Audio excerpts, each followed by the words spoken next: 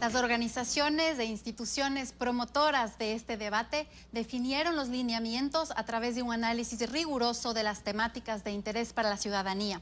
Definieron los temas a debatir y construyeron colectivamente el banco de preguntas que serán respondidas por el candidato Carlos Rabascal. Vamos a arrancar con el primer segmento, que contiene 4 bloques temáticos: empleo, emprendimiento, reactivación económica, salud, pobreza y educación. Antes de comenzar con los ejes temáticos, quisiéramos preguntarle, ingeniero, en 30 segundos, ¿por qué quiere ser vicepresidente de la República del Ecuador?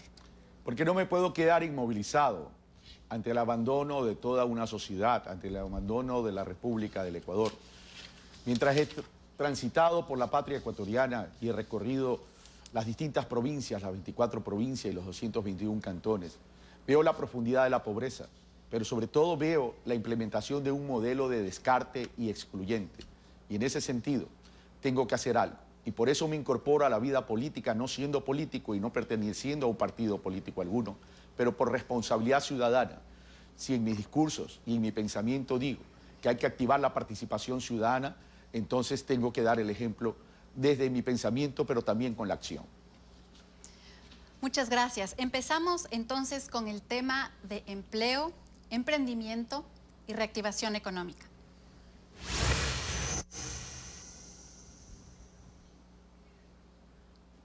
La falta de empleo adecuado es uno de los retos estructurales más importantes que enfrenta el Ecuador.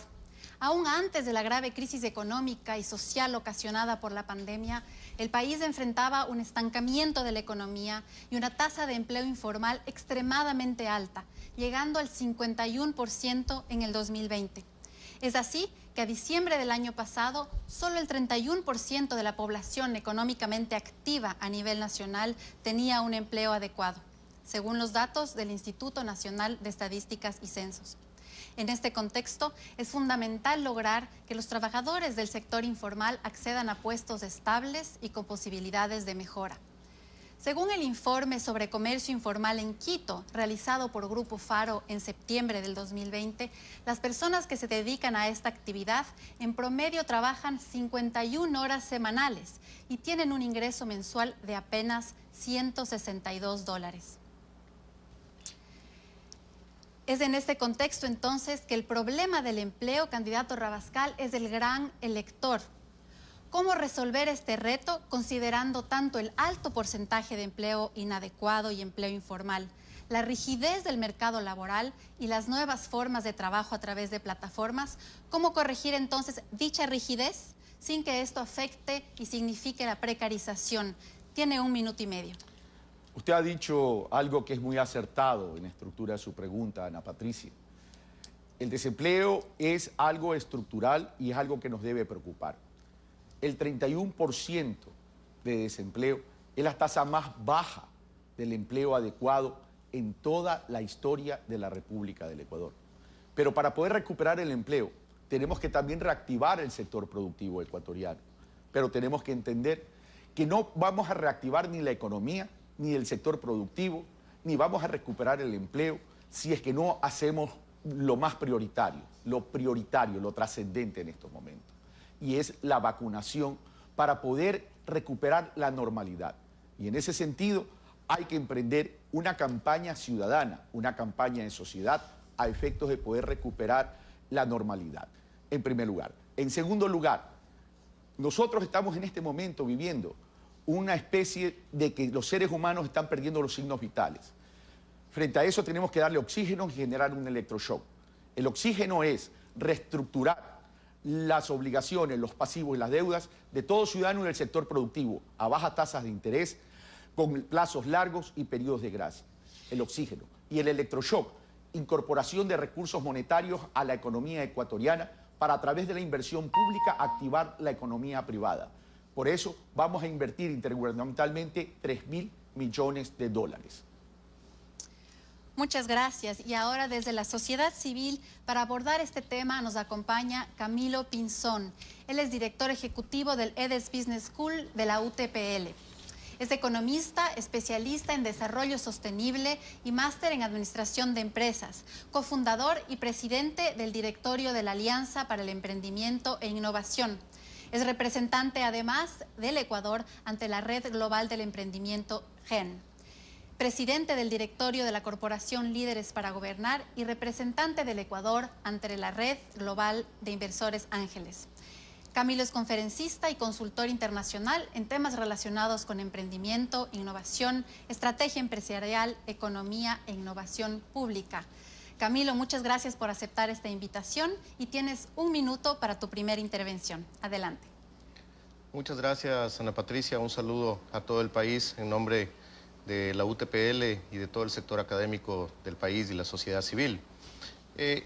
Hablamos ahora de la necesidad de reactivación económica, escuchaba de la necesidad de inyectar capital y quisiera empezar yendo un poquito más allá y soñando en qué pasaría al final de su gobierno, cómo visualizan ustedes cuáles van a ser los sectores que van a dinamizar la economía del país, cómo diversificar algo que tanto se ha querido y, sobre todo, cuáles van a ser las propuestas concretas que permitan lograr estos objetivos. Muchas gracias, Camilo. Candidato Rabascal, ahora usted va a contar con 1 minuto para responder a las inquietudes de Camilo Pinzón. Adelante. Encantado, Ana Patricia. La pregunta de Camilo es tremendamente importante, porque la reactivación económica es lo que va a dar el punto de partida para esa recuperación del empleo que hemos hablado.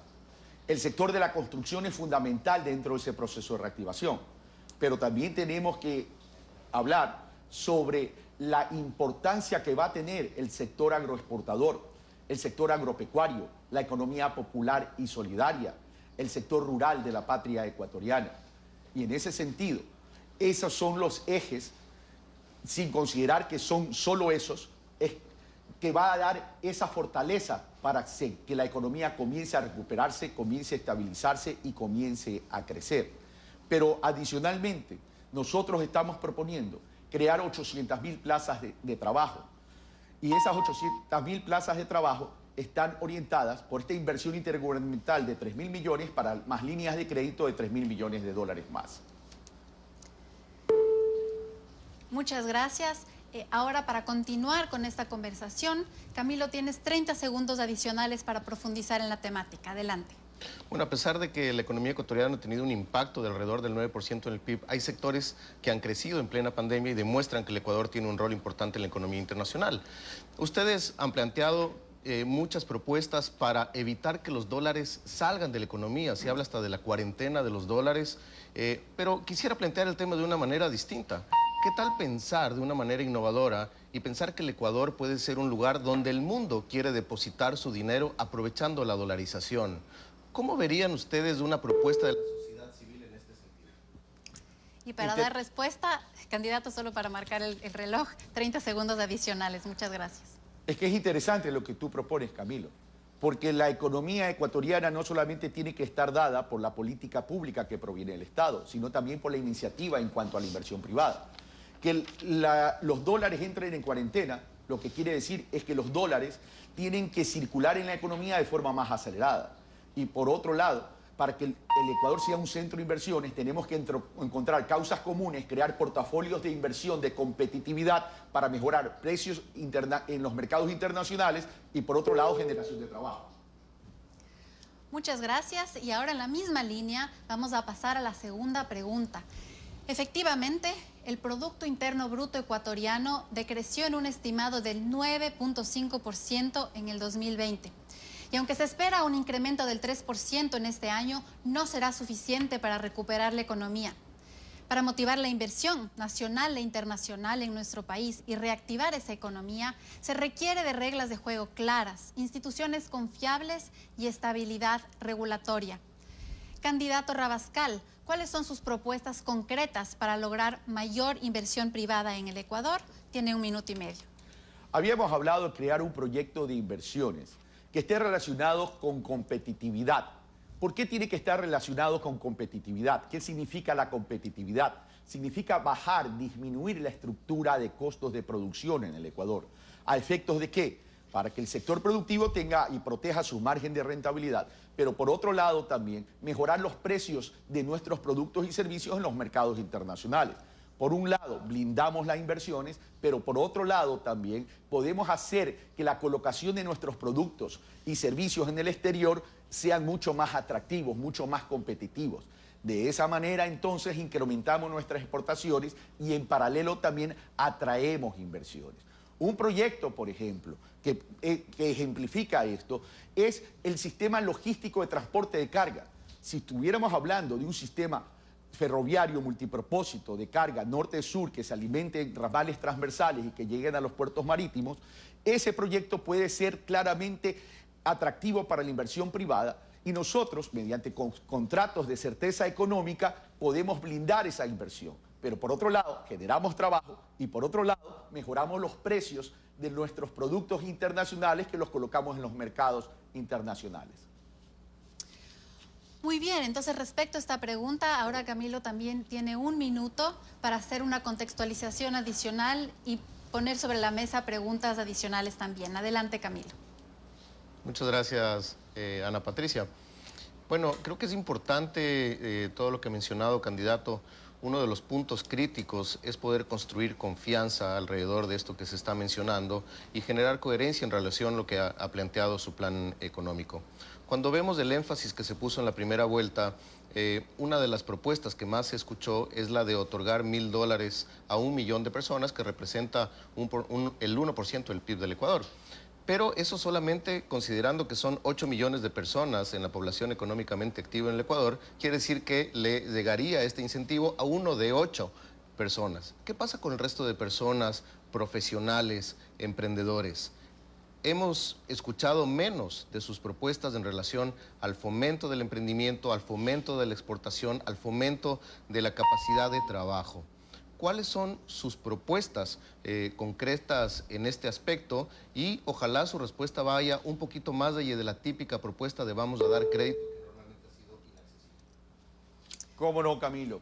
Primero, ¿por qué el 1.000 para 1 millón? Se trata de madres de familia que viven en la extrema pobreza y que tienen entre 3 y 4 hijos y que fueron abandonadas durante la pandemia.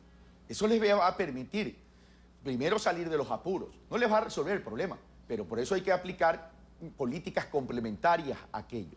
Lo otro, la inversión intergubernamental de $3.000 millones para que articular con los gobiernos autónomos descentralizados en inversión de agua potable, alcantarillado, gestión y manejo de residuos al amparo de la economía circular, vialidad rural, vialidad rural, sistema de electrificación y construcción de canales de riego.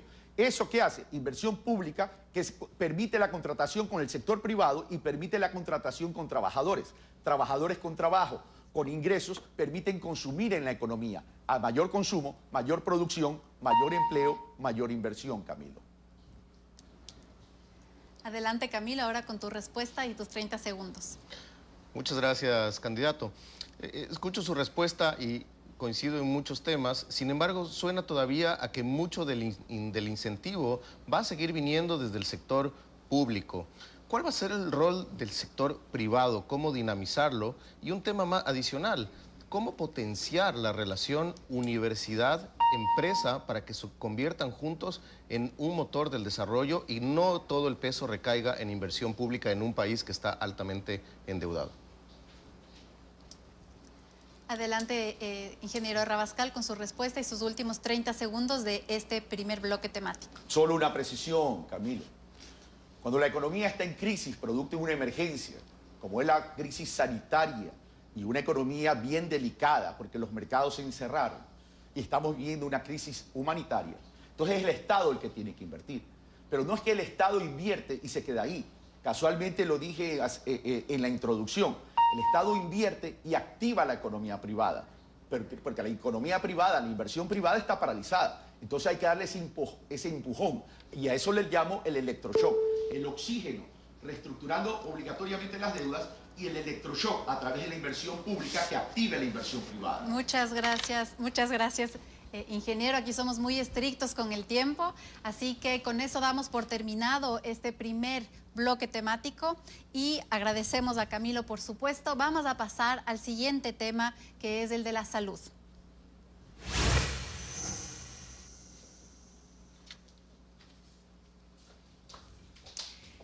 Ecuador enfrentaba incluso antes de la pandemia importantes retos en cuanto a la cobertura, acceso y calidad de la salud pública.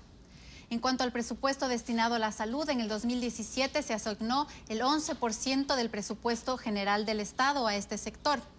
Esta cifra, sin embargo, se redujo de manera importante en los siguientes años, alcanzando el 8.5% en el 2020. Solo tras la fuerte crisis sanitaria que hemos vivido, la cifra aumentó a 13% del presupuesto general del Estado en el 2021. A esto se debe sumar que en el país no se cumple con los estándares mínimos recomendados por los organismos internacionales. Por ejemplo, la Organización Mundial de la Salud recomienda una tasa de 2.7 camas por cada 1.000 habitantes. En el Ecuador se registran 1.4 camas. Y el país cumple la tasa mínima de 23 profesionales de salud por cada 1.000 habitantes solo en el caso de médicos. Para obstetras, enfermeros y otros se registran déficits importantes. Las consecuencias negativas del cúmulo de estos factores han sido dramáticas durante la pandemia. Es así que en el 2020 se registraron 40.000 decesos más sobre aquellos que se contabilizaron en el 2019. A pesar de esto, Ecuador tiene una de las tasas más bajas de vacunación en América del Sur. Por otro lado, 1 de cada 4 ecuatorianos no tiene acceso a ningún servicio de salud y menos de la mitad de la población está cubierta por algún tipo de seguridad social. Vamos entonces a la primera pregunta del tema de salud. La pandemia ha visibilizado el débil sistema de salud pública que se torna aún más frágil por la alta fragmentación del mismo. Ingeniero Rabascal, ¿cómo lograr un sistema de salud integrado y cómo garantizar la cobertura universal de salud? Para este tema hemos invitado a Ana Lucía Torres, que es directora del Instituto de Salud Pública de la Facultad de Medicina de la Pontificia Universidad Católica del Ecuador. Ana Lucía Torres es socióloga con una especialidad en salud internacional y una maestría en estudios de género. Se ha acercado a la salud desde el punto de vista de los determinantes sociales y tiene amplia experiencia en el sector de la salud pública, desde el 2013 en el campo de la promoción de la salud e igualdad. Ha sido docente de posgrado en la Universidad Andina Simón Bolívar y la Flaxo Ecuador, y sus temas de investigación son los de sistema de salud pública, políticas públicas, nutrición y desigualdades. Empezamos entonces con respecto al tema de la salud y cómo hacer que este sistema fragmentado funcione. Candidato Rabascal, tiene 1 minuto y medio. En el tema de la salud pública hay que entender y aprender las lecciones que nos deja el COVID-19. La necesidad de tener un Estado fuerte, eficaz, eficiente, oportuno y solidario en este tema de la salud pública. Y lo vimos en el COVID-19 el año pasado, en los meses del pico más alto. Pero el gobierno disminuyó el presupuesto de la salud, despidió 6.000 operadores de la salud, a los cuales nosotros vamos a restituir. Pero hay que pensar en un modelo de salud pública que complemente el proceso, es decir, una salud comunitaria, preventiva, familiar, para educar a los ciudadanos y ciudadanas en términos de cómo tienen que tener los hábitos y comportamientos adecuados desde la nutrición, por ejemplo. Y esta nutrición tiene que partir desde la primera infancia. Luego, centros de atención médica de primer nivel y de segundo nivel, con presencia territorial, lo cual permite no solamente tener una salud presente, sino territorial, que es fundamental, y centros de emergencia, que los sectores rurales siempre lo reclaman. y centros de hospitales y hospitales con especialización. Pero aquí tenemos un problema, un déficit de especialistas, de especialistas. Por tanto, tenemos que recobrar el programa de becas para que nuestros operadores de la salud, nuestros médicos, también tecnólogos, también enfermeras, puedan acudir a especializarse y a encontrar esas especializaciones para que progresivamente ir cubriendo esas brechas existentes. Muchas gracias. Y ahora vamos a dar paso a Ana Lucía de la Pontificia Universidad Católica del Ecuador, que tiene 1 minuto para realizar su intervención. Adelante, Ana Lucía. Muchas gracias, Ana Patricia. Buenas noches, candidato Rabascal. Como se ha mencionado, el sistema de salud ecuatoriano es altamente fragmentado. Vemos que si prestamos atención a las coberturas, alrededor del 50% de ellas se lo hace desde el Ministerio de Salud Pública, un 20% desde la Seguridad Social y entre el 30% restante los demás prestadores, incluyendo los privados. ¿Cómo garantizar el fortalecimiento del Ministerio de Salud Pública, que como mencioné es el mayor prestador de servicios, y cómo asegurar que la Autoridad Sanitaria Nacional tenga una fortaleza para poder lograr la integración del sistema? Muchas gracias. Ingeniero, cuenta usted con 1 minuto para responder a estas inquietudes. Encantado, Ana Patricia y Ana Lucía. A ver, no se trata de fortalecer la red del Ministerio de Salud Pública. Se trata de fortalecer todo el modelo de salud pública. Eso es lo importante, porque la salud pública está constituida por la red del Ministerio de Salud Pública, el MSP, la Seguridad Social, ISPOL, ISPA, y también tenemos que incorporar a la red de los hospitales y centros médicos privados para que en su conjunto podamos mejorar la cobertura. Pero evidentemente, al amparo de una política pública de salud, de la salud. Y esa política pública, su rector es el Gobierno Nacional, el Ejecutivo en representación del Estado, considerando que la salud pública, al igual que la educación pública, constituyen derechos y esos derechos son servicios públicos. Y lo primero hay que hacer, entonces, que cumplamos con el mandato constitucional, respetando las asignaciones presupuestarias y el crecimiento progresivo y anual hasta llegar a la meta establecida en la Constitución de la República. Muchas gracias, Ana Lucía. Para tu segunda intervención tienes 30 segundos. Muchas gracias. Como usted lo ha mencionado, ingeniero Rabascal, es importante fortalecer el conjunto de actores que forman el Sistema Nacional de Salud. Uno de los retos fundamentales también es el financiamiento. ¿Qué manera ve usted para el financiamiento del Sistema Nacional de Salud? ¿Y estaría usted de acuerdo con gravar impuestos a los consumos nocivos para lograr el financiamiento de salud? Muchas gracias. Tiene usted, candidato Rabascal, 30 segundos para atender esta pregunta. El financiamiento es responsabilidad del Estado. La Constitución manda a respetar el presupuesto y no solamente a mantenerlo, sino, como lo dije en mi respuesta anterior, a irlo incrementando progresiva y anualmente hasta llegar a la meta establecida en la propia Constitución de la República, que en mi criterio debería ir más allá, al 6%. Ahora, en relación al Producto Interno Bruto. Ahora, frente a su otra pregunta, la respuesta es sí. Muchas gracias. Y ahora vamos a ir a la segunda pregunta en este tema de la salud. Y vamos a topar el tema de la desnutrición crónica infantil. Hasta 2018 alcanzó la desnutrición crónica infantil un 23%, afectando a los niños menores de 5 años y llegando al 29% en las zonas rurales.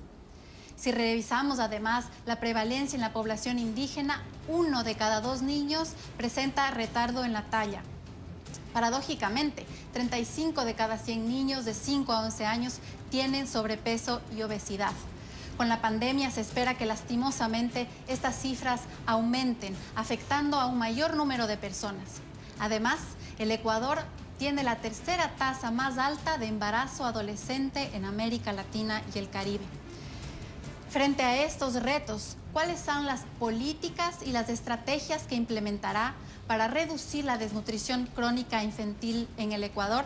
¿Y qué será diferente a las acciones llevadas en los últimos años que no han logrado tener un impacto deseado? Por favor, tiene 1 minuto con 30 segundos. El tema de la desnutrición infantil es un tema que merece la concentración y el esfuerzo de toda la sociedad ecuatoriana. Los primeros 1000 días del neonato son tremendamente importantes para desarrollar la capacidad cognitiva de aquellos seres humanos, que no lo mencionó usted, Ana Patricia, pero eso es un elemento tremendamente importante, porque está relacionado con el desarrollo del ser humano, pero también está directamente involucrado con los indicadores de pobreza en el Ecuador, producto de políticas excluyentes, producto de políticas del descarte. Por tanto, tenemos que promover políticas que incentiven el consumo de la leche materna y también la creación de centros de desarrollo infantiles para poder mejorar no solamente la capacidad y habilidades motrices del infante, sino también en cuanto a su manera de ir desarrollando su propio pensamiento. Pero por otro lado, tenemos que entender también que el efecto de la desnutrición infantil en la economía nacional representa 4.000 millones de dólares, es decir, el 4% del Producto Interno Bruto. Mire, si tuviéramos políticas de prevención y no necesitamos ir a la corrección, todos los recursos monetarios, financieros, económicos que liberaríamos, no para no usarlos, sino para invertirlo en investigación genética que necesita la ciencia y la medicina. Vamos a pasar ahora a la primera intervención de Ana Lucía, que cuenta 1 minuto en este tan importante tema sobre la desnutrición infantil. Adelante, Ana Lucía. Muchas gracias, Ana Patricia. Los datos que nos acaba de mencionar Ana Patricia realmente son escalofriantes. Hay evidencia científica que muestra que la desnutrición crónica infantil es un problema multicausal, es decir, empezamos con causas inmediatas como la falta de alimentación o las enfermedades, causas subyacentes como el acceso a servicios básicos, agua, alcantarillado y el acceso a los servicios de salud, y causas básicas que tienen más relación con el empobrecimiento o la falta de educación. Sabemos que, por lo tanto, se requiere intervenciones multidimensionales que articulen los diferentes niveles de gobierno y los diferentes sectores. ¿Cuál sería una estrategia virtuosa para poder lograr esta articulación, pensando en que los gobiernos locales lideren esta lucha contra la desnutrición crónica? Por favor, candidato Rabascal, en 1 minuto la respuesta a esta inquietud de Ana Lucía. Ana Lucía, usted ha dado en el centro. Los gobiernos autónomos descentralizados se tienen que incorporar en esta política, estrategia y acción. No solo es el gobierno central, pero aquí hay que hacer un trabajo conjunto de articulación pública y también pública-privada. Y en ese sentido, entonces, uno, estableciendo políticas de establecimiento de una salud comunitaria, preventiva y comunitaria y familiar, ¿a efectos de qué? De reducir los indicadores de morbilidad por malos hábitos y comportamientos, por un lado. Pero por otro lado también necesitamos que los gobiernos autónomos descentralizados trabajen en esto de forma territorial, porque el problema es la ausencia de Estado en las profundidades del Ecuador. El sector rural, por ejemplo, está olvidado. Y para esto tenemos que garantizar el financiamiento a efectos de poder disminuir esos indicadores de morbilidad, que no son otra cosa que las enfermedades, las mayores enfermedades como indicadores en el Ecuador. Muchas gracias. Y para continuar con este tema, Ana Lucía, cuentas con 30 segundos adicionales. Muchas gracias, Ana Patricia. De las experiencias exitosas que existen en la región para reducir la desnutrición crónica infantil, ¿cuál cree usted que serían algunas de ellas que se tomarían como referencia para el trabajo dentro de Ecuador? Y para esta parte, candidato Rabascal, cuenta con 30 segundos adicionales. A ver, yo lo dividiría en varios frentes, ya vemos así. En la pregunta anterior, por ejemplo, usted me decía cómo asegurar el tema. Y usted indicó que aquí hay un efecto multidimensional. Por ejemplo, el agua potable. El 50% de las ciudades en el Ecuador tienen problemas de agua potable de calidad, de alcantarillado y gestión de manejo de residuos. Entonces, vamos a invertir en esos 3.000 millones intergubernamentales en agua potable, alcantarillado y gestión de manejo de residuos. Y más del 50% de las ciudades tienen botadero a cielo abierto. Esas son las distorsiones que hay que corregir. Gracias a los dos. Con esto hemos cerrado el tema de salud. Y ahora vamos a un corte. Volvemos dentro de breve para los siguientes temas de este primer segmento. Quédense con nosotros. Usted está viendo el debate vicepresidencial 2021. Ecuador decide.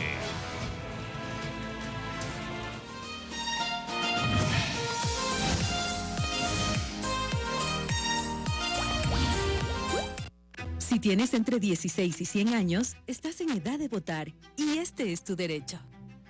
Tu voto no es cualquier cosa. Ese es nuestro poder. No importa por quién votes. Eso sí, no traiciones tus convicciones. Tu voto es secreto. Tus necesidades, no.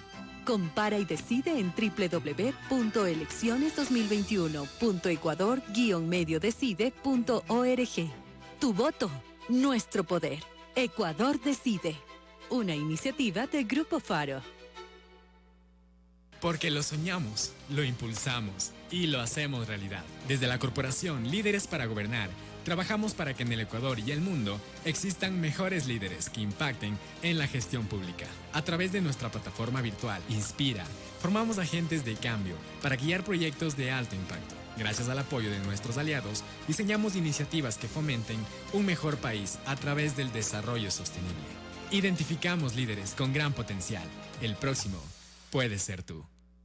Somos esa apertura a nuevos mundos, la entrada a una comunidad donde te sientes incluido, valorado, destacado, donde pierdes el miedo de ir más allá, te abres caminos y así abres caminos para los demás. Somos la transición entre la idea de lo que eres y la visión de lo que quieres ser. Muchos han atravesado nuestras puertas y han descubierto su potencial. Déjanos ser parte de esa travesía. Universidad Casa Grande.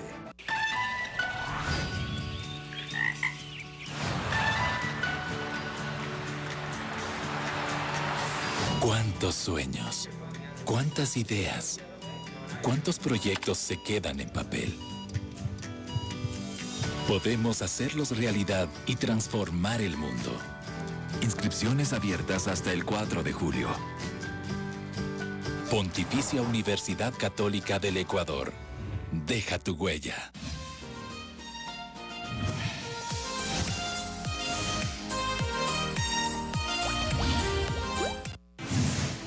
Continuamos con el debate vicepresidencial 2021.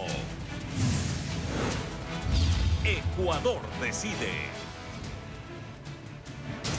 Muchas gracias por continuar con nosotros en este debate vicepresidencial con organizaciones de la sociedad civil y academia. Hemos regresado para tratar el tema de la pobreza.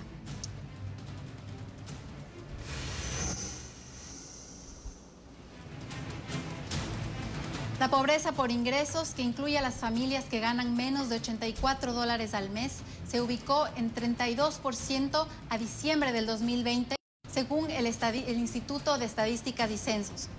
Casi un tercio de la población es pobre en el país, y de esta población, la más afectada está en zonas rurales, donde casi la mitad de las familias están bajo la línea de la pobreza.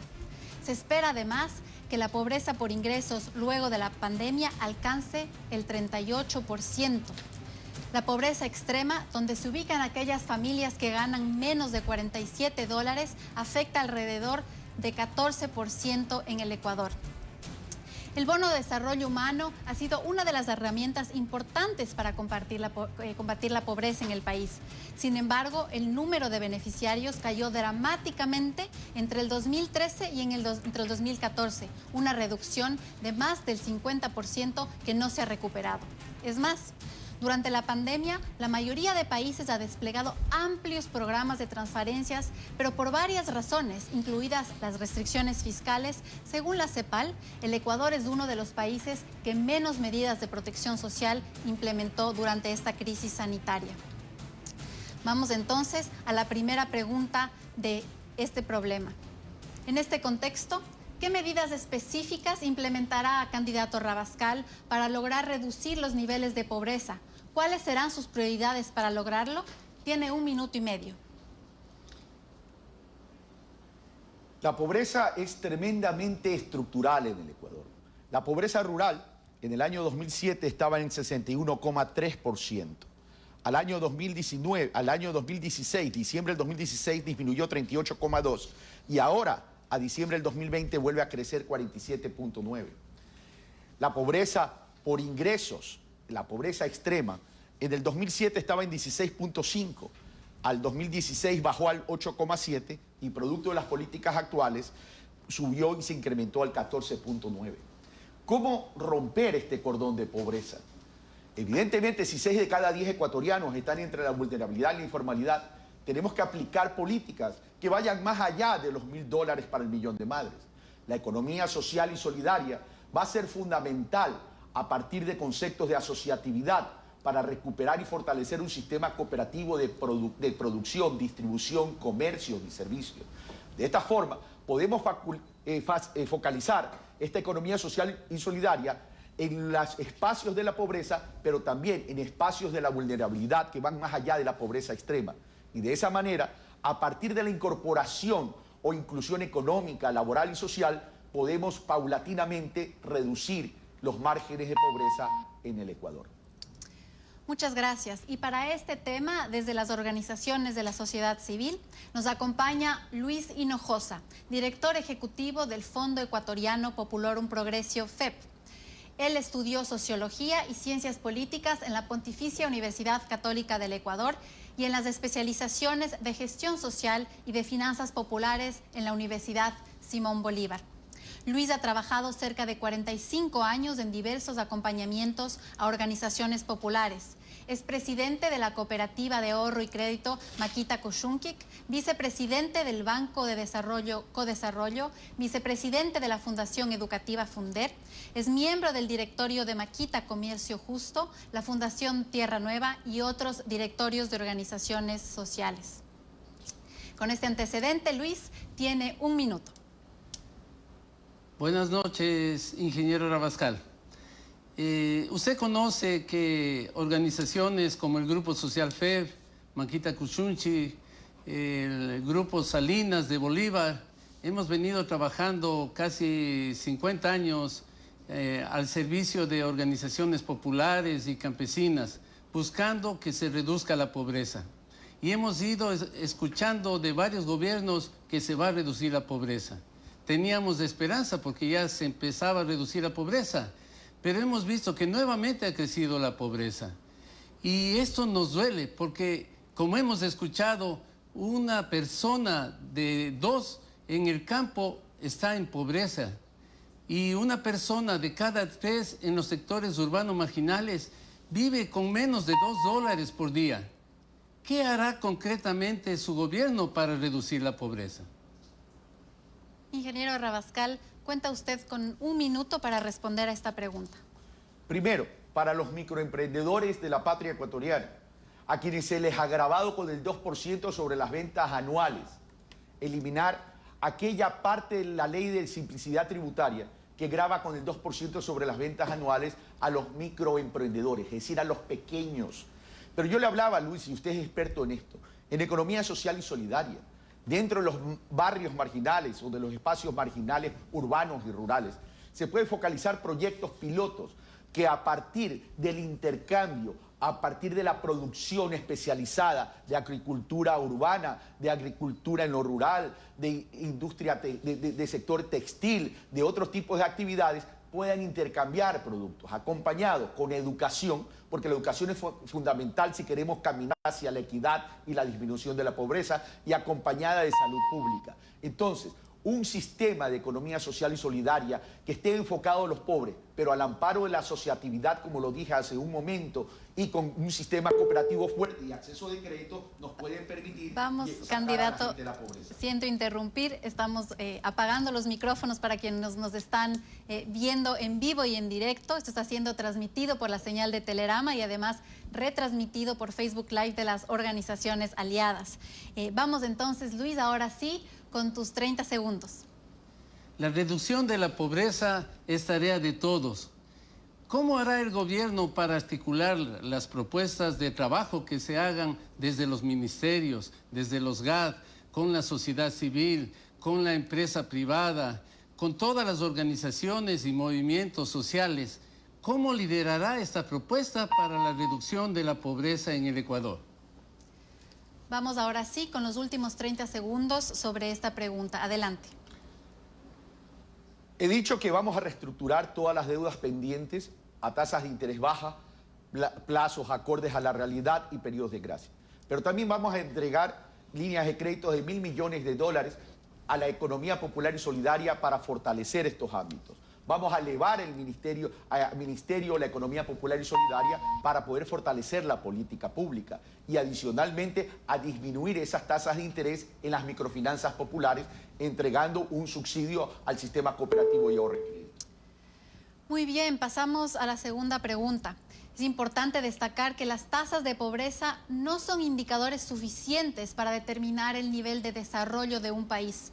Un aspecto crucial es el nivel de desigualdad, que se mide, por ejemplo, a través del coeficiente de Gini. Este coeficiente ha incrementado de manera importante en el país, sufriendo uno de los incrementos más grandes en América Latina, según la CEPAL. ¿Qué medidas implementará a corto, mediano y largo plazo para reducir las grandes brechas que existen en nuestro país? Tiene, por favor, 1 minuto y medio. Bien decía Simón Bolívar, Ana Patricia, que el camino hacia la equidad es la educación. En algún momento una periodista me preguntaba, ¿por qué entregar bonos a los pobres si hay que enseñarles a pescar? Pero ¿cómo enseñarles a pescar si se les quita la caña de pescar, no se le da el anzuelo? Es decir, se les quita la posibilidad de educarse. Y en este sentido, la educación es fundamental, la educación pública es fundamental. Tenemos que devolver los presupuestos a la educación. Tenemos que recontratar los maestros que fueron despedidos. Tenemos que capacitar a los estudiantes, pero tenemos que también cambiar y fortalecer un modelo educativo que privilegie el desarrollo del pensamiento crítico para construir cultura a la ética, cultura a la legalidad, a la institucionalidad, a la responsabilidad y monitorear el crecimiento de los niños en función de potencializar esas habilidades que puedan tener. Entonces, tenemos que comenzar a trabajar desde la base, pero esto tiene que venir acompañado con un encadenamiento de la educación, pero también con una especialización de los distintos sectores de las ciudades y de las ciudades urbanas y de las ciudades rurales, a efectos de irlos incorporando a la fuerza productiva y a la fuerza laboral. Y aquí, entonces, el Estado tiene que generar un acompañamiento de asistencia técnica, formación y capacitación continua y asegurar acceso a crédito, pero con asistencia técnica a tasas de interés bajas. Luis, ahora pasamos a su intervención con su primer minuto. Adelante. Usted recordará que la Constitución del Ecuador del 2008 nos reta a todos a construir un sistema social y solidario. Y es un escándalo de que existe una inequidad creciente en el Ecuador. El propio Papa Francisco se ha preocupado de que hay pocas familias que son dueñas de muchos recursos y muchas familias que casi no tienen para vivir. Siendo eso un escándalo, una alternativa, como se ha señalado, es la economía social y solidaria, pero sentimos también que la agricultura familiar campesina es un reto para ir rompiendo las inequidades. ¿Cómo hará el gobierno nacional para que puedan mejorar las condiciones de vida de los sectores populares, de la economía popular y solidaria? Adelante, ingeniero Rabascal, tiene 1 minuto. Primero, usted ha mencionado, Luis, los sectores rurales. Los sectores rurales están abandonados. La agricultura familiar campesina abastece y satisface al 70% de la soberanía alimentaria, pero los esfuerzos individuales no son tan eficientes y no son suficientes. Por eso los conceptos de asociatividad en la economía social y solidaria es tremendamente importante a través de este sistema cooperativo de producción. Tenemos que ir eliminando las grandes cadenas de intermediación, que por goteo les llega casi nada al agricultor. Por tanto, cooperativas de asociaciones de familias agricultoras campesinas es la solución para mejorar toda esta capacidad de producción. Pero el 17% de las tierras de esos agricultores de las familias campesinas apenas tienen riego. Por tanto, vamos a declarar en el primer día de nuestro gobierno en emergencia el riego en el Ecuador y vamos a construir canales de riego en todo el sector rural de la patria ecuatoriana. Muy bien, ahora Luis, empiezan sus 30 segundos para la segunda intervención. Adelante. Estos días se está tratando en la Asamblea Nacional la ley para el desarrollo agropecuario y muchísimas organizaciones populares, campesinas, indígenas se oponen a la aprobación de esta ley, así como a la regulación que ha sacado la Junta Monetaria para las cooperativas más pequeñas de los segmentos 4 y 5 que les afectan directamente. ¿Cuál es la posición del nuevo gobierno en el caso de ustedes llegar a eso? Adelante, tenemos los 30 segundos finales. Pretender que las cooperativas pequeñas de los segmentos que usted ha mencionado, Luis, tengan un patrimonio de $200.000 es atentar contra los espacios de las microfinanzas populares que llegan a la profundidad de los territorios donde está ubicada la pobreza. Casualmente, tenemos que ampliar las fuentes de financiamiento en microfinanzas populares para poder ayudar con el crédito y con la asistencia técnica a sacar a nuestra gente de la pobreza. Bien, y con eso vamos a pasar al tema final, que es el de educación.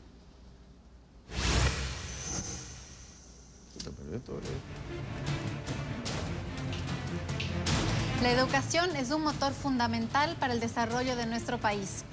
Y el Ecuador enfrenta grandes desafíos relacionados no solo al sostenimiento de los procesos que facilitan el ingreso al Sistema Nacional de Educación, sino también el acceso a una educación de calidad. Aunque dicho acceso a la educación ha mejorado de forma significativa en el Ecuador, la cifra de adolescentes no escolarizados se quintuplicó entre el 2014 y el 2018. Esta dificultad de acceso de educación se vio agravada por la emergencia sanitaria. Según un reciente estudio de UNICEF, 6 de cada 10 estudiantes afirman que están aprendiendo menos. Y a pesar de haber estado matriculados, al menos 90.000 estudiantes no han podido continuar con su educación. En lo que respecta a la calidad de la educación, los últimos datos del 2018 indican que menos de la mitad de los estudiantes alcanzaron niveles mínimos de competencia en lectura y ciencias y solo la tercera parte en el caso de matemáticas. Aquí entonces la primera pregunta que se enfoca en la educación básica. Ingeniero Rabascal, ¿cuál es su propuesta para no solo mejorar el acceso y disminuir la deserción escolar, sino para mejorar la calidad educativa, la formación docente y la adaptación que es tan necesaria en estos tiempos? Tiene 1 minuto y medio. Devolverle el presupuesto a la educación, pero también trabajar en temas de conectividad para que la educación, y esto nos ha enseñado la pandemia, llegue a todos los territorios ecuatorianos y en especial a los sectores rurales de la patria ecuatoriana. Capacitar, actualizar y en una formación continua y permanente a los maestros de la educación básica. Hace un momento yo mencionaba la importancia de la educación en términos del camino hacia la equidad. Ahí tenemos que establecer, en vez de estigmatizar a nuestros niños y niñas por una calificación, por una nota, establecer programas de tutorías para poder acompañar y evaluar el crecimiento de los niños que se convierten en adolescentes y luego en jóvenes. Cómo reaccionan ante la responsabilidad del compromiso, cómo reaccionan frente al liderazgo, ante la interrelación, ante la presión, ante la curiosidad, que luego se transforma cuando son adolescentes en creatividad y luego cuando son jóvenes profesionales en investigaciones e innovación. Cómo incorporamos valores para empoderar a esos niños y niñas que van creciendo en términos de amor por su territorio, ya sea en lo rural, en lo urbano, por su provincia, por el país, acompañado de una malla curricular, pues evidentemente, que permita no solo la transferencia de conocimiento, sino el desarrollo del pensamiento crítico para que puedan interpretar y juzgar sobre ese conocimiento en términos de aplicación en la vida cotidiana. Ana Patricia. Bien, muchas gracias. Ahora, desde la academia, damos la bienvenida a Tina Serega Garaycoa, vicerrectora académica y docente e investigadora en el área de comunicación y educación de la Universidad Casagrande. Tina es parte de la Universidad Casagrande y además trabaja no solo en el área de educación, sino de investigación. Muchas gracias, Tina, por estar aquí. Adicionalmente a ser vicerrectora de la universidad, Tina cuenta con una amplia experiencia en términos de educación media en colegios privados en la ciudad. Tiene una maestría en educación superior, investigación e innovaciones pedagógicas de la Universidad Casagrande, un diplomado en investigaciones para las ciencias sociales de la Universidad de Chile, especializada en teoría crítica y psicoanálisis del Instituto de Estudios Críticos 17 de México. Actualmente, además, está doctorando y esperamos prontamente que finalice sus estudios. Entonces, Tina, tienes tú un minuto. Muchas gracias, Ana. Candidato, usted ha hablado, de hecho, en sus propuestas de currículo, de presupuesto, de infraestructura, de capacitación. Sin embargo, esas son propuestas que van frente a los problemas cuando uno los lee desde el acceso. Yo me atrevería a decir que esto no es solo un problema de acceso, sino que es un problema de calidad. Ya, entonces, en ese sentido, estamos frente a una educación que ha estado desconectada de los contextos, que ha sido excluyente, como muestra el BIP, con grupos tanto étnicos como de discapacidad. Y eso no se resuelve solo con esto, sino con modelos pedagógicos y con una visión integral. Entonces, ¿cómo pasar de estas propuestas que quizás están pensando solo en el acceso para pensar en propuestas que piensen además en la calidad educativa? Gracias, Tina. Candidato Rabascal, usted cuenta con un minuto para responder a esta pregunta. Muchas gracias, Ana Patricia y Tina. Lo que he mencionado no solo es término de acceso, no excluye el tema de la calidad, porque sin presupuesto tampoco podemos llegar a la calidad. Por eso he hablado también de formación y capacitación continua de los maestros. Por eso he hablado también de generar la calidad a partir del monitoreo y evaluación desde los niños que se convierten en adolescentes y jóvenes. Es evidente también que hay que establecer modelos de pedagogía y establecer una malla curricular que tendremos que discutirla y que tenemos que revisarla para que esté acorde a las exigencias de un mundo contemporáneo, de un mundo moderno y que es exigente en ese sentido. Y ahí vamos entonces a comenzar a trabajar en la calidad, porque la calidad va a estar dada tanto en el impacto positivo de la transferencia de conocimiento y del desarrollo de pensamiento en los niños, como también va a estar dada en la calidad de maestros que tengamos. Y tenemos que pensar no solamente en abstracto, sino en territorio. Bien, ahora continuamos con la segunda intervención de Tina por 30 segundos. Adelante, Tina. Yo insisto en que ese plan adolece de una visión integral. ¿A qué me refiero? Se centra principalmente en las instituciones educativas. Pero para hablar de calidad tendríamos que hablar de planes de detección, por ejemplo, de abandono y de deserción. Tendríamos que pensar en innovación en aula que no se resuelve con capacitación, sino con mentoría y con liderazgo pedagógico.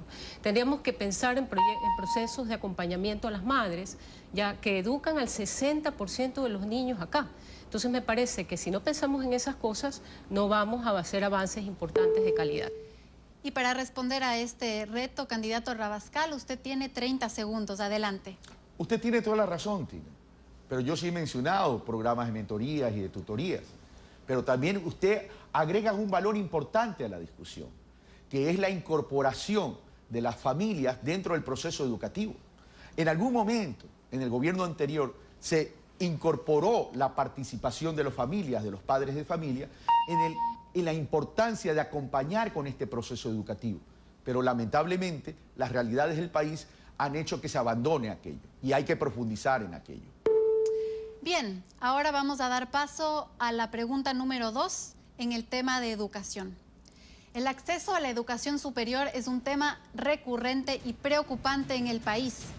Por ejemplo, en el primer semestre del 2020, 11.110 estudiantes que rindieron el examen de acceso de educación superior y postularon a un cupo no lo obtuvieron.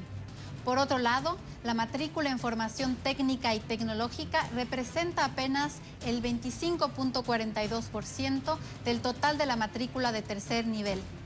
Concentrándonos entonces, ingeniero Rabascal, en el tema de la educación superior, ¿qué medidas implementará para resolver los grandes problemas de cobertura? Adelante con su minuto y medio.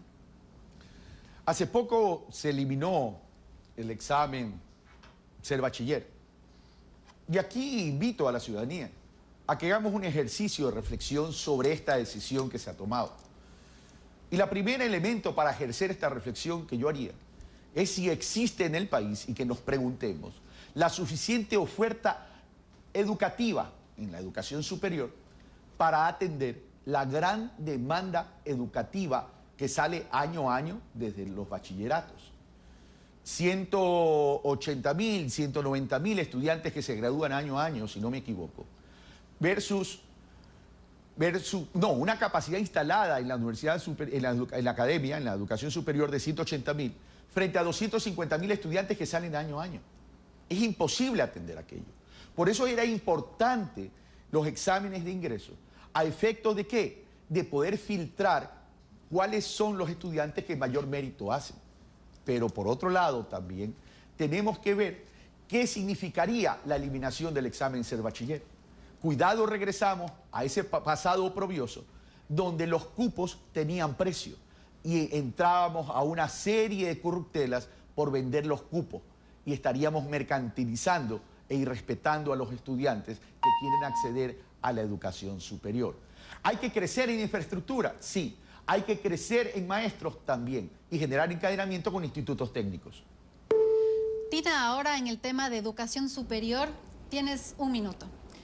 Bueno, tenemos en este momento como estadística solo 22% de los bachilleres que están ingresando al sistema universitario. No, y hay una pregunta por el bachillerato, ya, y la desprendo del bachillerato general unificado, que de todas maneras no tuvo los resultados esperados. Por otro lado, es verdad lo que usted dice, ya en realidad tenemos un 60-70% de estudiantes que no logran los cupos. Sin embargo, pensar un sistema de admisión no significa que eso sea equivalente a un examen. Le digo, como alguien que ha vivido el examen desde adentro por más de casi una década, ya era un examen que era de contenidos, que tenía problemas de seguridad, que los colegios más privilegiados eran los que lo hacían bien. Entonces, sí es importante una reflexión crítica en relación a ese sistema de admisión. Y eso implica también ampliar la concepción que estamos viendo de educación superior, que puede no estar exclusivamente en la universidad. Entiendo que algo está en los tecnológicos que ustedes han propuesto, pero también podría estar en una visión más amplia de educación universitaria. Continuamos sobre este mismo tema. Ahora el candidato Rabascal tiene un minuto para responder a Tina. Adelante. Tenemos que mejorar el sistema de admisión. No se trata simplemente de eliminar. A ver, necesitamos crear un filtro de entrada a la universidad superior. No se trata de coartar el derecho de los estudiantes que se gradúen del colegio para entrar en la universidad. Se trata de reconocer una triste y dramática realidad. No hay la cantidad de centros educativos, de universidades, para que todo el mundo pueda entrar. Por tanto, tenemos que corregir aquella distorsión. Y tenemos que corregir aquella distorsión. Si no es suficiente el examen, si está mal el tema de la admisión a las universidades, bueno, debatamos, corrijamos, perfeccionemos, pero no eliminemos. La decisión no era eliminar, la decisión era fortalecer, corregir, perfeccionar en ese sentido. Y evidentemente generar mayores instancias en ese encadenamiento educativo, como los institutos técnicos tecnológicos, los colegios técnicos y las universidades en términos de admisión. Tina, ahora en la segunda intervención tiene 30 segundos. Bueno, pero sí está comprobado que la educación posterior al colegio es clave para mejorar la inserción laboral.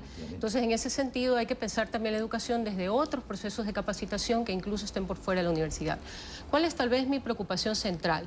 Que yo siento que los planes siguen, estoy leyendo planes que leí hace 10 años y en ese sentido son viejas respuestas, ya que me parece no nos ayudan a enfrentar los nuevos problemas de ambientes, de virus, de género, de crisis de la democracia. Entonces creo que o cambiamos las preguntas, ya no vamos a estar a la altura. Muchas gracias, Tina. Y ahora cerramos con los 30 segundos del candidato Rabascal. Muy de acuerdo con usted, Tina. Por supuesto que tenemos que repensar todos los planes y programas. Es la única manera de fortalecer la educación superior, porque la educación superior no puede vivir de espaldas a la sociedad. Pero también tenemos que trabajar en cómo mejoramos no solo la calidad, sino también el acceso para brindar cobertura.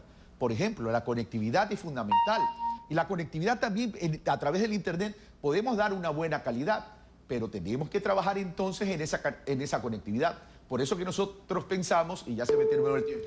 Bien, con eso hemos terminado, hemos cubierto 4 temas fundamentales para el país. Agradecemos, por supuesto, a los miembros de las organizaciones de sociedad civil y academia que se han sumado a este esfuerzo, a este hito que por primera vez se establece un espacio ciudadano de los debates con los candidatos a la vicepresidencia. No se olviden que estamos transmitiendo en vivo desde la señal de Telerama, de Corape y el Facebook Live de todos nuestros aliados. Vamos a hacer un corte, volvemos en unos minutos y los esperamos aquí. Muchas gracias. Usted está viendo el debate vicepresidencial 2021. Ecuador decide.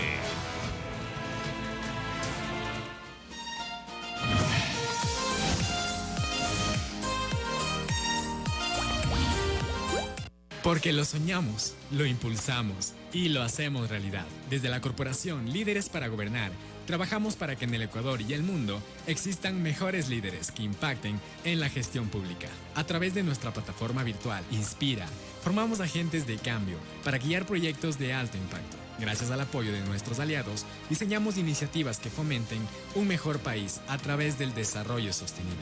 Identificamos líderes con gran potencial. El próximo puede ser tú. Somos esa apertura a nuevos mundos, la entrada a una comunidad donde te sientes incluido, valorado, destacado, donde pierdes el miedo de ir más allá. Te abres caminos y así abres caminos para los demás. Somos la transición entre la idea de lo que eres y la visión de lo que quieres ser. Muchos han atravesado nuestras puertas y han descubierto su potencial. Déjanos ser parte de esa travesía. Universidad Casa Grande. Si tienes entre 16 y 100 años, estás en edad de votar y este es tu derecho. Tu voto no es cualquier cosa. Ese es nuestro poder. No importa por quién votes. Eso sí, no traiciones tus convicciones. Tu voto es secreto. Tus necesidades, no. Compara y decide en www.elecciones2021.ecuador-mediodecide.org. Tu voto, nuestro poder. Ecuador decide. Una iniciativa de Grupo Faro.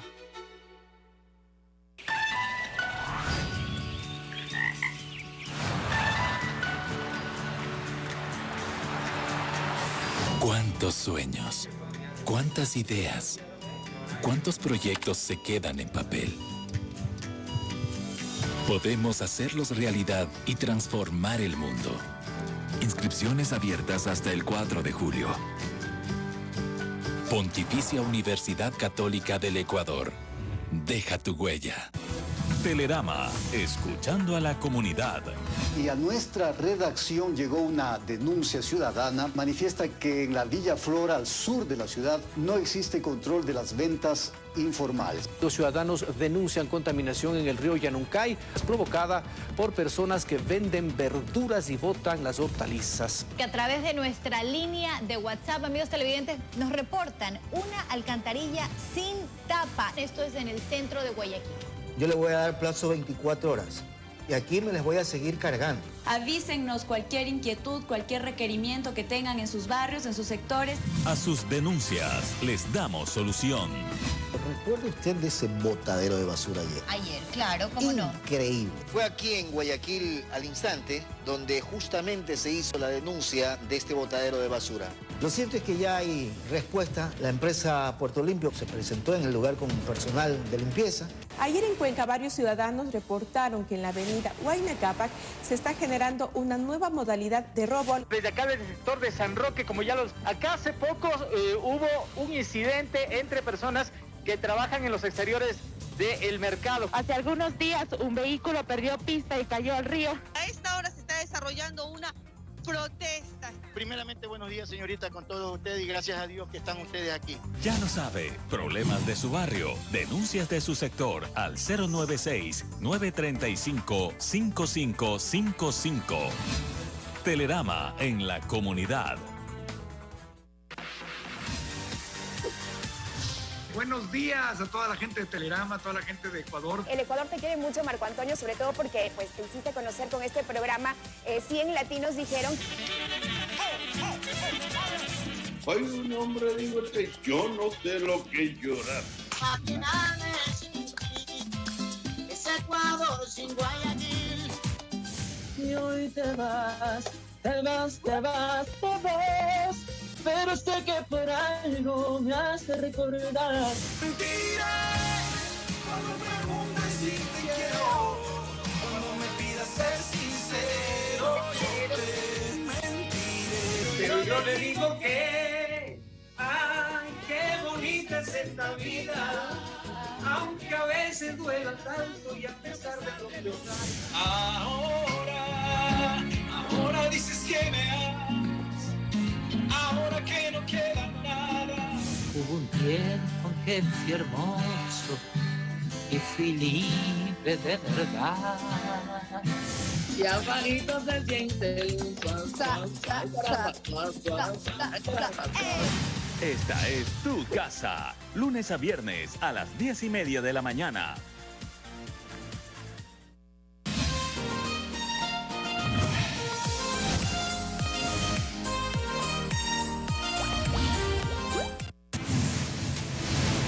Continuamos con el debate vicepresidencial 2021. Ecuador decide. Muchas gracias por seguir con nosotros. Les animamos además a utilizar el hashtag debate vicepresidencial EC. Les recordamos que este es un espacio ciudadano, independiente y apartidista que trata de marcar un precedente en el Ecuador para promover el debate como un bien público. En este segmento vamos a continuar con preguntas rápidas. Estas preguntas tendrán que ser respondidas por un sí, un no y además se contará con 40 segundos para complementar la respuesta. Los temas son los siguientes: derechos humanos, seguridad, género, lucha contra la corrupción y cambio climático. Nuevamente, son solo 40 segundos para contestar. 40 segundos para luchar contra la corrupción. Empezamos entonces, candidato Rabascal, con la primera pregunta. No se olvide que hay que responder afirmativa o negativamente. En el tema de género, en nuestro país, el 15% de las muertes maternas se debe a abortos realizados en la clandestinidad. Con este antecedente, ¿está usted de acuerdo con la despenalización del aborto? ¿Sí? ¿No? ¿Por qué? Es difícil responder sí o no a un tema tan delicado. Estoy de acuerdo con la descriminalización del aborto por violación. Y es un debate de sociedad. Y la sociedad tiene los instrumentos democráticos para poderlo resolver. Y yo, como en calidad de futuro y eventual vicepresidente de la República, respetaré lo que decida la sociedad a través de aquellos instrumentos democráticos. Gracias por responder esta primera pregunta, además en menos de los 40 segundos. Le agradezco por favor que responda sí o no luego de formulada la pregunta para que los ciudadanos conozcan con claridad las diferentes posturas. Vamos con la segunda pregunta en el tema de género. Ecuador tiene la tasa más alta de embarazo adolescente de la región. 158 adolescentes embarazadas al día en el país. ¿Está usted de acuerdo con impartir educación sexual y de género obligatoriamente en el sistema educativo? Sí, y definitivamente sí. Candidato, tiene todavía un tiempo para complementar. No si desea tengo nada usarlo. más que aportar a eso, porque estoy diciendo que sí. Es fundamental la educación sexual en todo el sistema educativo, no solo público, sino también privado. Eso es algo que le falta al país, porque hay que sincerar la realidad de lo que está pasando en el Ecuador. Bien, pasamos ahora a las dos preguntas rápidas sobre derechos humanos. Considerando el reciente plan de protección temporal para migrantes venezolanos del gobierno de Colombia y la militarización de la frontera sur por el gobierno de Perú, candidato, ¿regularizará en su gobierno la población venezolana afectada por la crisis humanitaria? ¿Sí? ¿No? ¿Por qué?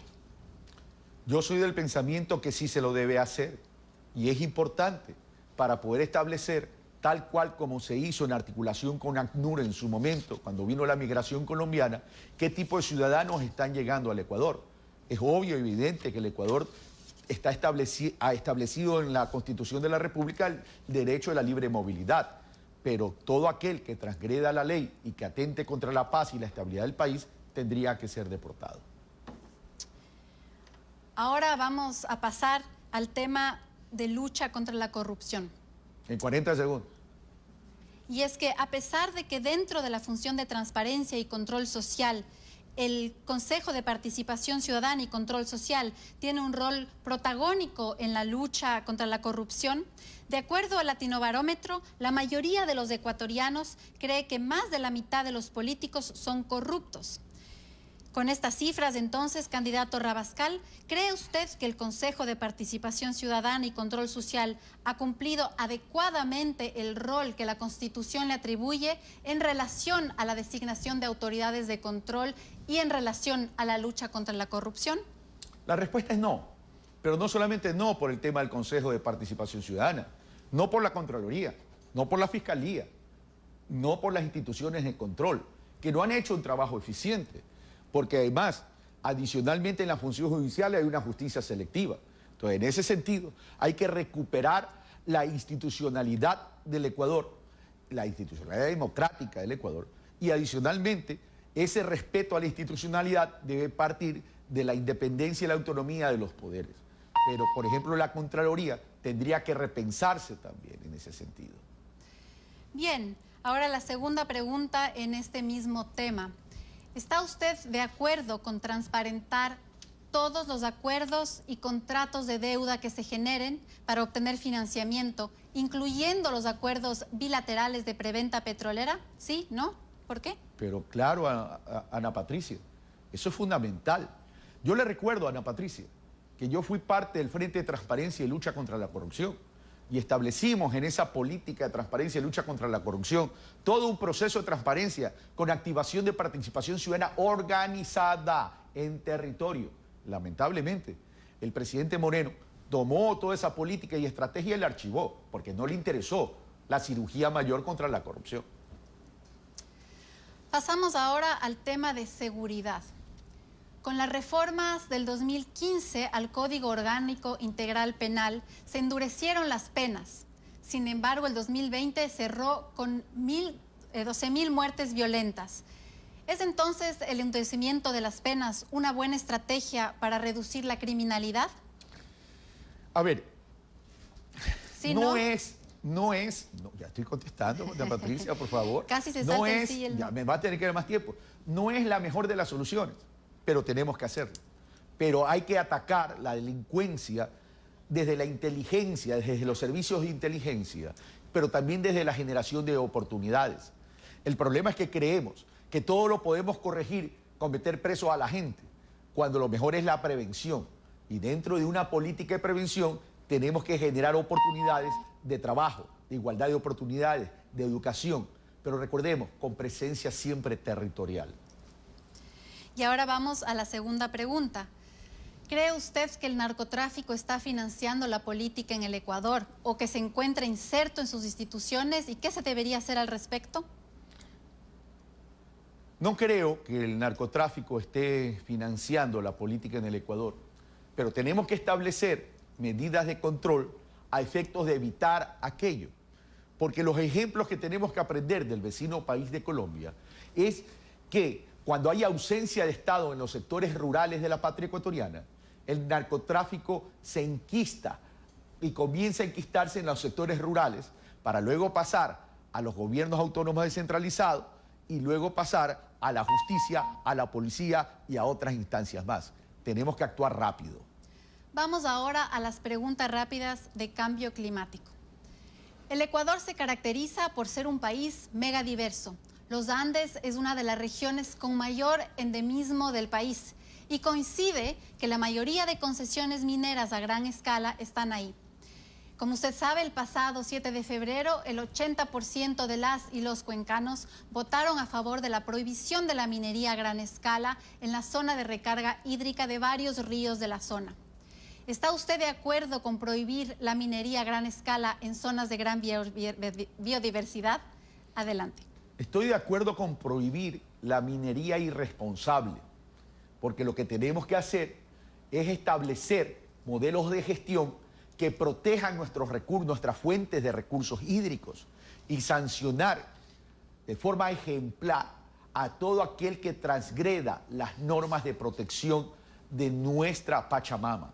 Y en ese sentido, entonces, tenemos que actuar enérgico, firme y oportunamente. Ahora vamos a la segunda pregunta.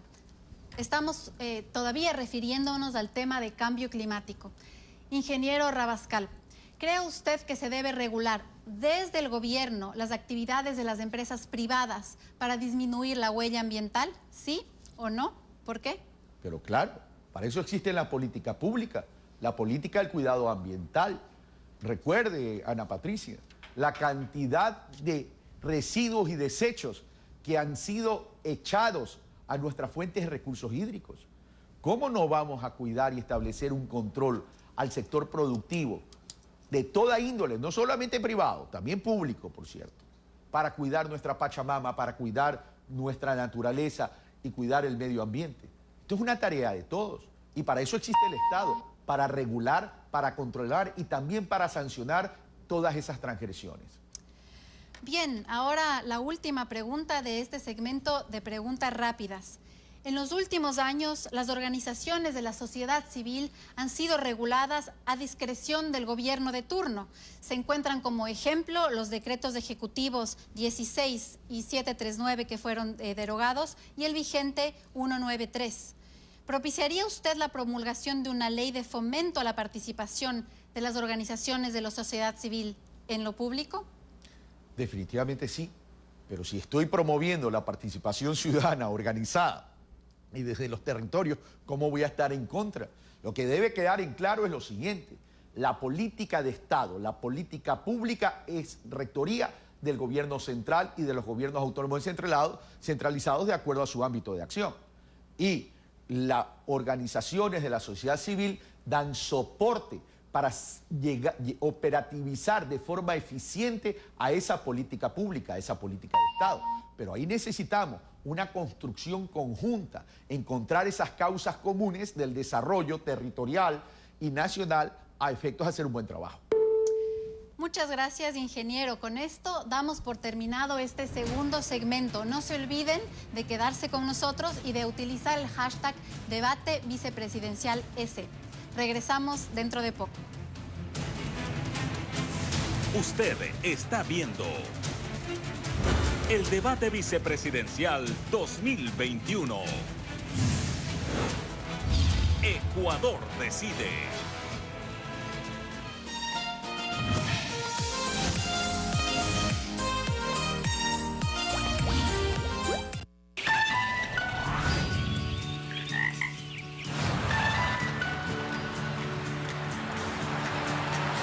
¿Cuántos sueños? ¿Cuántas ideas? ¿Cuántos proyectos se quedan en papel? Podemos hacerlos realidad y transformar el mundo. Inscripciones abiertas hasta el 4 de julio. Pontificia Universidad Católica del Ecuador. Deja tu huella. Si tienes entre 16 y 100 años, estás en edad de votar y este es tu derecho. Tu voto no es cualquier cosa. Ese es nuestro poder. No importa por quién votes. Eso sí, no traiciones tus convicciones. Tu voto es secreto. Tus necesidades, no. Compara y decide en www.elecciones2021.ecuador-mediodecide.org. Tu voto, nuestro poder. Ecuador decide. Una iniciativa de Grupo Faro. Porque lo soñamos, lo impulsamos y lo hacemos realidad. Desde la corporación Líderes para Gobernar, trabajamos para que en el Ecuador y el mundo existan mejores líderes que impacten en la gestión pública. A través de nuestra plataforma virtual Inspira, formamos agentes de cambio para guiar proyectos de alto impacto. Gracias al apoyo de nuestros aliados, diseñamos iniciativas que fomenten un mejor país a través del desarrollo sostenible. Identificamos líderes con gran potencial. El próximo puede ser tú. Somos esa apertura a nuevos mundos, la entrada a una comunidad donde te sientes incluido, valorado, destacado, donde pierdes el miedo de ir más allá, te abres caminos y así abres caminos para los demás. Somos la transición entre la idea de lo que eres y la visión de lo que quieres ser. Muchos han atravesado nuestras puertas y han descubierto su potencial. Déjanos ser parte de esa travesía. Universidad Casa Grande. Los ecuatorianos nos estamos reinventando, innovando y evolucionando. Luego de una crisis existen grandes oportunidades, donde desarrollamos al máximo nuestro liderazgo, ideas y creatividad.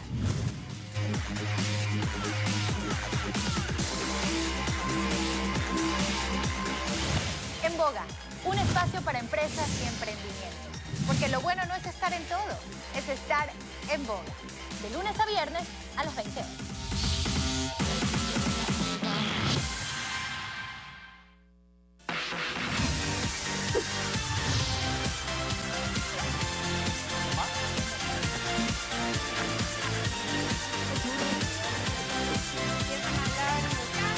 Por eso hacemos un enlace con nuestras reporteras que están en Quito, Cuenca y Guayaquil. Que alguna persona conoce de algún caso de violencia se atreva a denunciar, a llamar. Yo me cuido. Esta campaña dará resultado de tener a las personas identificadas, el cerco epidemiológico identificado y que estas personas puedan realizar la cuarentena en casa. Me encanta el programa, tenemos esta información actual. Cuenca, Guayaquil y ahora contigo, Fernando, en Quito. Queremos invitarles a que envíen sus denuncias, videos o fotografías de hechos noticiosos o curiosos. Porque somos el nexo entre el especialista y usted.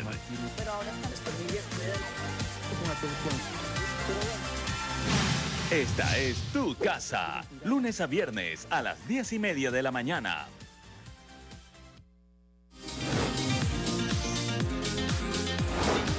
Este domingo 21 de marzo en el programa Cuenca desde adentro hablaremos de cómo enfrentar el intenso invierno que soporta la capital Azuaya. Nos acompañarán dos invitadas. Paulina Padrón, coordinadora de la Zona 6 del Servicio de Gestión de Riesgos, y Tatiana Pineda, directora de Gestión de Riesgos del municipio de Cuenca.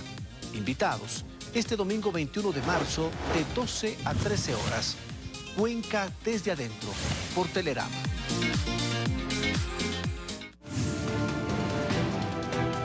La pandemia del coronavirus provocó que miles de personas pierdan el empleo. ¿Pero qué está haciendo el gobierno nacional para superar este problema que finalmente profundiza la pobreza y la extrema pobreza? Como Telerama queremos saber hacia dónde vamos con las políticas laborales que se impulsan en nuestro país para que exista más empleo. Estará como invitado especial el doctor Javier Bermúdez, coordinador de la Zona 6 del Ministerio de Trabajo. Lo invitamos este domingo 21 de marzo a las 19 horas en Hacia Dónde Vamos, por Telerama.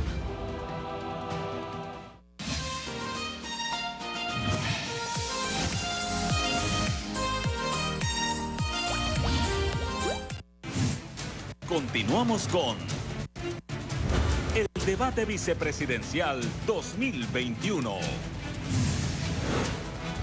Ecuador decide.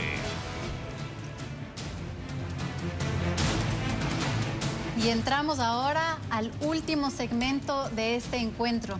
En esta oportunidad vamos a abordar los temas que no se lograron profundizar en los segmentos anteriores y topar temas adicionales que son fundamentales para la gobernabilidad del siguiente gobierno. Empezamos entonces, ingeniero Rabascal. Yo quisiera preguntarle, ustedes como movimiento político han cuestionado la constitucionalidad de la consulta popular y el del referéndum del 2018. Sin embargo, de los 16 movimientos y partidos políticos que se registraron en el Consejo Nacional Electoral para hacer campaña por el sí de esta consulta popular, dos de estas organizaciones, Centro Democrático y Fuerza Compromiso Social, se registraron en el CNE e hicieron campaña por el sí, que usted y su movimiento no auspiciaron. ¿Cómo entonces cree que exista coherencia entre los movimientos que ahora auspician su candidatura y estas posturas que fueron registradas en el CNE no hace mucho tiempo? Mi querida Ana Patricia, esa es la riqueza de la democracia, pues. Esa es la riqueza y eso representa la democracia ecuatoriana. Debería representar la libertad de pensamiento, la libertad de expresión, la libertad de decisión. Eso a usted lo que le debe reflejar más bien es en términos positivos, el respeto al pensamiento distinto. A veces se pide en el Ecuador que todo el mundo piense igual, dentro de una misma organización o dentro de un mismo proyecto. A lo mejor se puede pensar distinto. Lo importante no es que se piense distinto, lo importante es el respeto a ese pensamiento distinto y al procesamiento de nuestras diferencias. Ahí radica la riqueza de la democracia.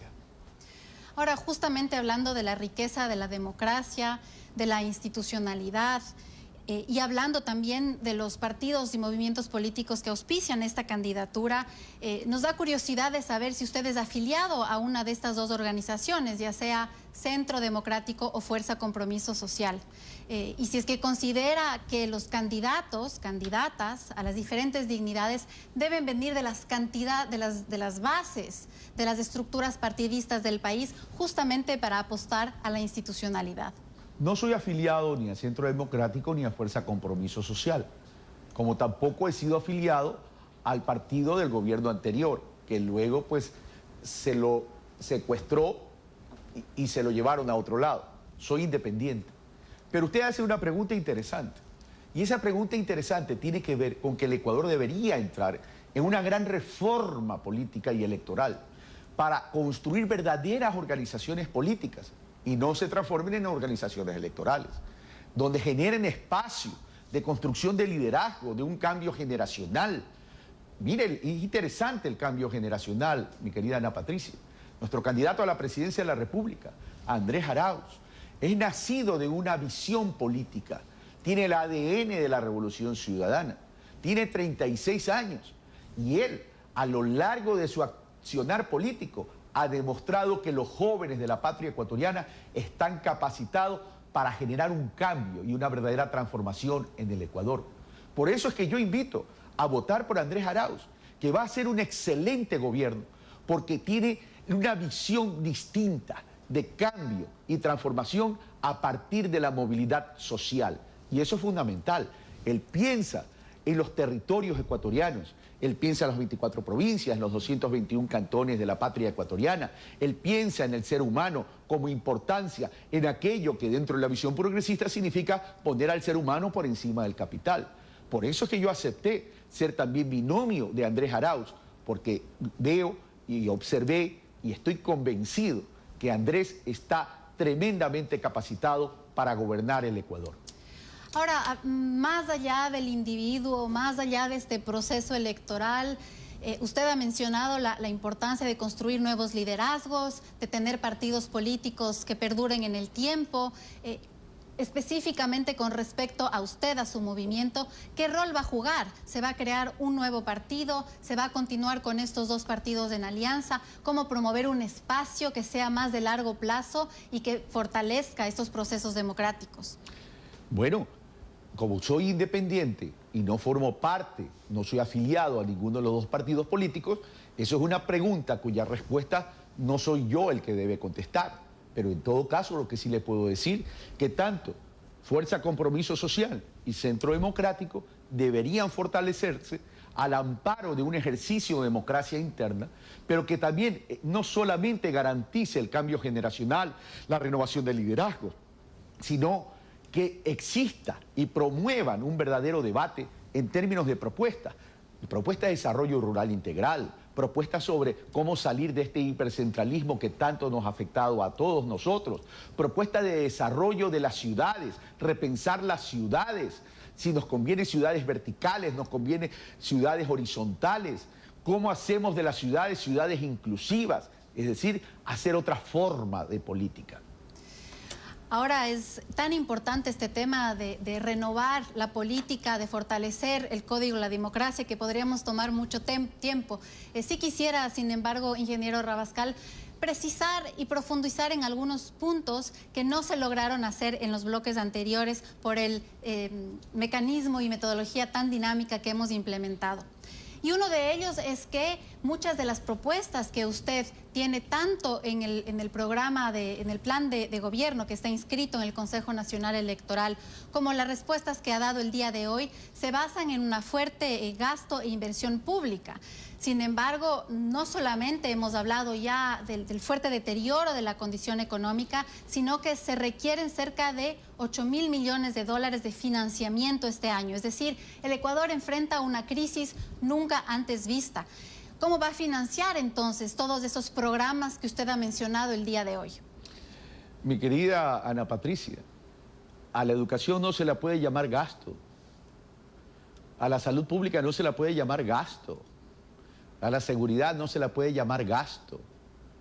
A la justicia no se la puede llamar gasto. Muchos hablan que hay un Estado obeso. Lo que hay que tener es un Estado fuerte, presente, eficiente, eficaz y solidario.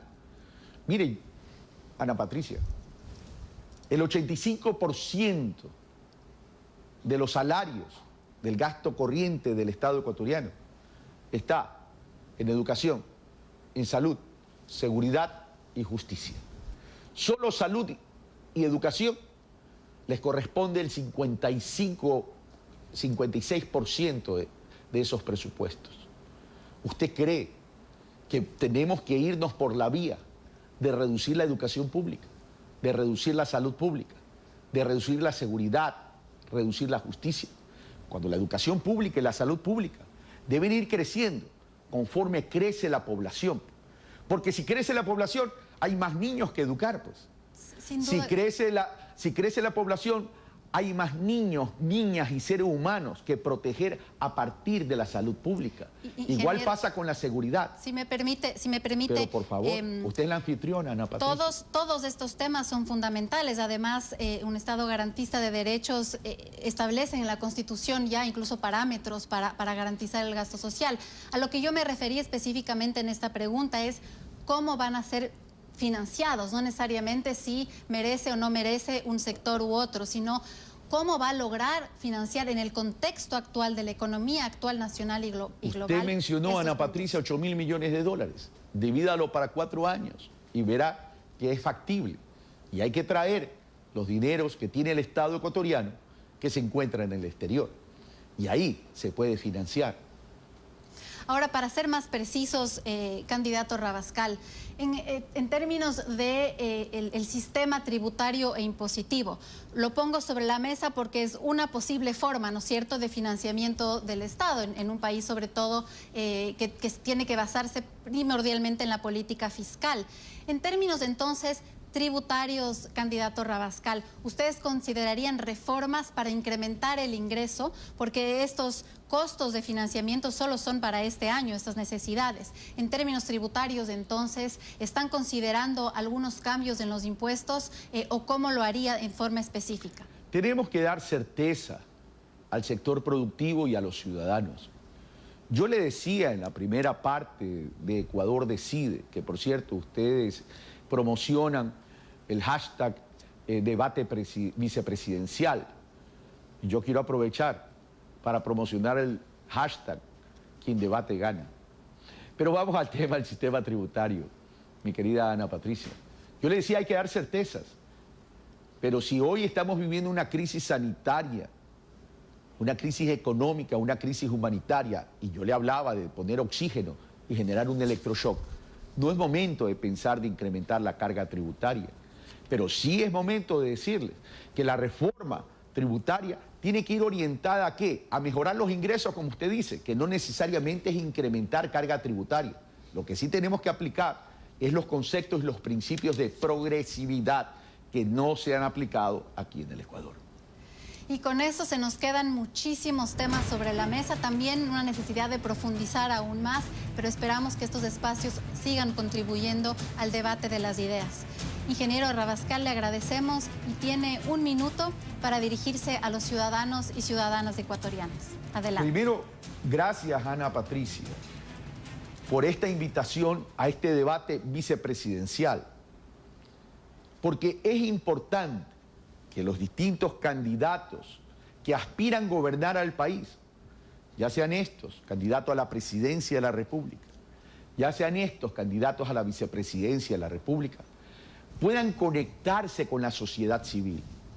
Y el Grupo Faro, con este grupo de organizadores de este debate vicepresidencial, han entendido claramente la importancia de la construcción conjunta de un pensamiento a partir de los debates y encontrar causas comunes. Es obligación nuestra dar la cara, exponer nuestra visión y nuestro pensamiento para que sean ustedes los que saquen sus propias conclusiones. Yo en lo particular, como Carlos Rabascal, candidato a la vicepresidencia de la República, acompañando a un joven profesional como es Andrés Arauz, nuestro candidato a la presidencia de la República, me siento honrado de ser su binomio. Y me siento honrado de ser su binomio porque él está poniendo en su accionar un ejemplo que para mí es fundamental. Es hacer una nueva forma de política, implementar una pedagogía nueva para hacer política. Por eso que debate, por eso que expone, por eso que acerca propuestas, por eso que se acerca y conecta con la ciudadanía. No en vano, en la primera vuelta se ganó con el 32,7%, obteniendo una diferencia mayoritaria de 13 puntos, con el inmediato seguidor, que no es tan inmediato, con el segundo lugar. Por tanto, en este 11 de abril, los convoco a la unidad. La unidad no es pensar igual. La unidad significa tratar de encontrar causas comunes en función de sacar al país de la crisis. Muchas y comenzar con el tema de la vacunación. Muchas gracias, ingeniero Rabascal. Estamos entonces cerrando este espacio, que estamos seguros fomentan momentos de diálogo y son un canal fundamental para que la ciudadanía conozca la oferta electoral y pueda tomar una decisión informada. Son estos espacios donde se puede exponer y contrastar ideas los que fortalecen y aportan a una construcción de sociedades donde la ciudadanía participa activamente. Agradecemos a todas las organizaciones de la sociedad civil y academia que han promovido este espacio de diálogo y además reiteramos el agradecimiento al candidato Carlos Rabascal por su participación. A todas las personas además que nos han acompañado en este programa, un gracias muy grande. Esperamos que les haya servido para tomar una decisión informada. Estamos convencidos además que hoy se marca un precedente en el que los candidatos a la vicepresidencia tienen que debatir, tienen que mostrar lo que piensan, lo que van a hacer para que la ciudadanía pueda tomar su decisión de la mejor manera. Finalmente, les invitamos a seguir informándose antes de votar y a visitar la página web elecciones2021.ecuador-mediodecide.org. Ha sido un honor estar aquí con ustedes y nos vemos dentro de poco. Muchas gracias.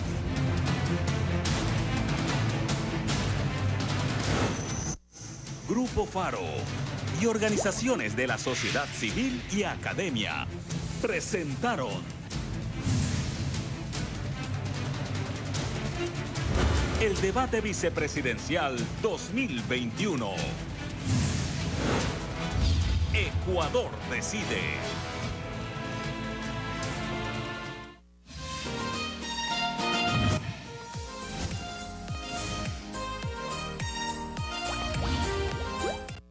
Somos esa apertura a nuevos mundos, la entrada a una comunidad donde te sientes incluido,